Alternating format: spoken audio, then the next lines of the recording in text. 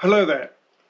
I have here two acoustic guitars that fit in the same broad category of smaller bodied guitars and are priced roughly the same at £900.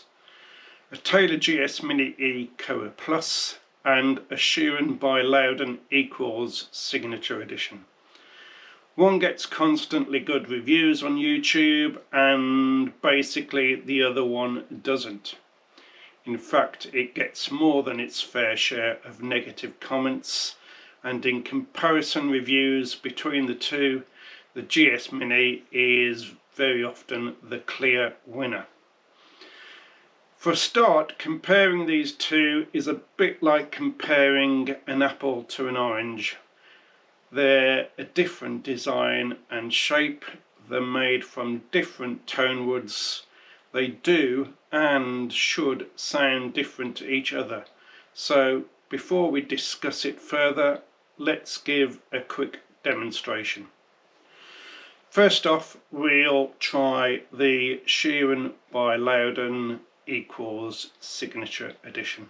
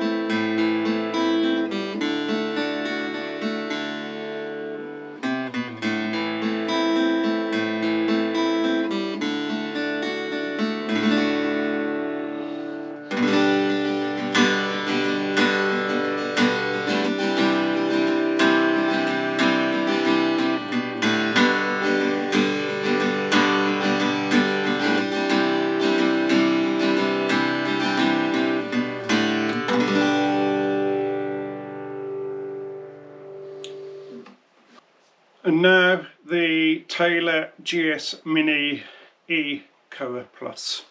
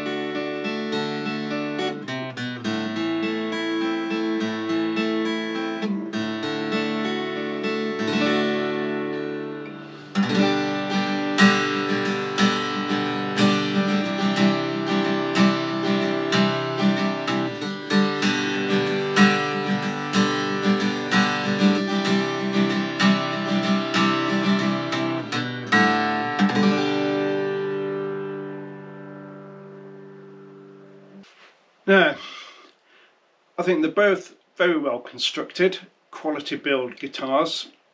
I like the look of both of them, although obviously with the different tone woods they look different. Yes, and they sound different to each other too. I'm kind of glad they do, as there'd be not much point in keeping both of them. The action on the Sheeran did need to be lowered. It was too high, and that was sorted out by a professional luthier I took the guitar to. His honest and biased opinion of the guitar was that he liked it, with the same basic views as myself. It looks pretty good, it plays well, it's comfortable to play, and sounded absolutely fine. Especially now the action is very similar to the GS Minis, and it has the same set of strings.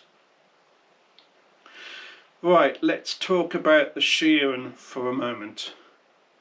There's going to be a fair proportion of people out there that will automatically form an opinion about the guitar just because of its label. You'll notice that I've covered the headstock label of this one with my own brass plate. That's not because I've got anything at all against Mr. Sheeran. I happen to think he is one of the most talented musicians and singer-songwriters of the modern era, and a decent bloke to boot. What I don't think was a good sales and marketing idea was having his name boldly plastered across the headstock of the guitar.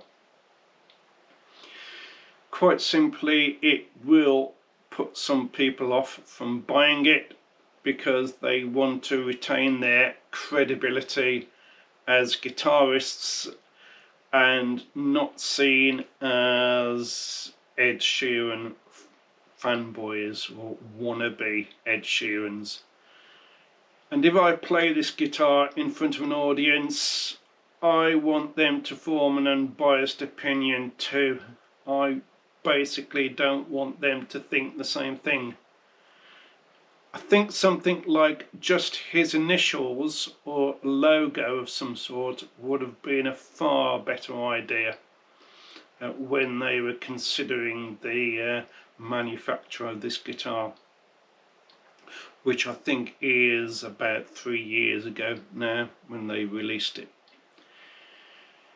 Now, this isn't really meant to be a which one is better video, but I suppose the $64,000 question is, what guitar would I keep if I could only keep one of them? Well, I'd keep the GS Mini. I think it's got the edge on looks, although it's a bit unfair to compare the Koa against a spruce top. And yes, I prefer the tone too. It comes with a far better case and you have the Taylor pedigree behind it. Having said that, the Sheeran is not as bad a guitar as some people like to make out it is. I do think it's overpriced a little. £600 to £700 would be a more accurate estimate of its value, in my opinion, but I guess you're paying a bit extra for the Sheeran and Lowden names and being a limited edition run.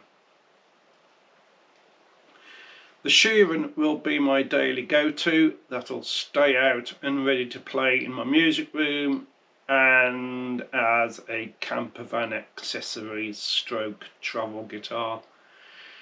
The GS Mini will be my main performance guitar for venues such as open mics and various other events I might end up playing a guitar at, with my Taylor 812 CE 12 fret deluxe, which isn't shown here, being my special occasion guitar. So there you have it.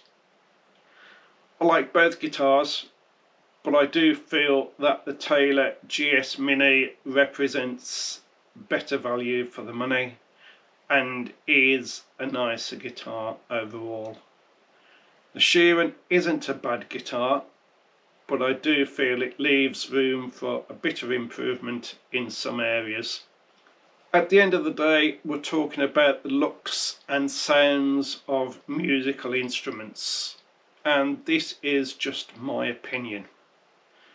Whilst YouTube videos are great to watch, can offer valuable advice and point you in the right direction in your quest to find the right guitar for you, there can be a lot of biased and unfair negativity too, particularly in the comments sections, and there is simply no substitute for playing a guitar yourself and forming your own opinion about it.